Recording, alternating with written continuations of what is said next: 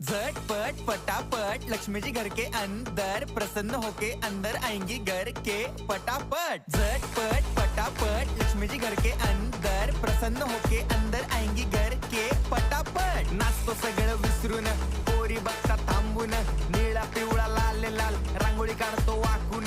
सणासुदीला रांगोळी काढ, भाऊचा बर्थडे रांगोळी काढ, नवीन वर्ष रांगोळी काढ, कलर उरला रांगोळी काढ।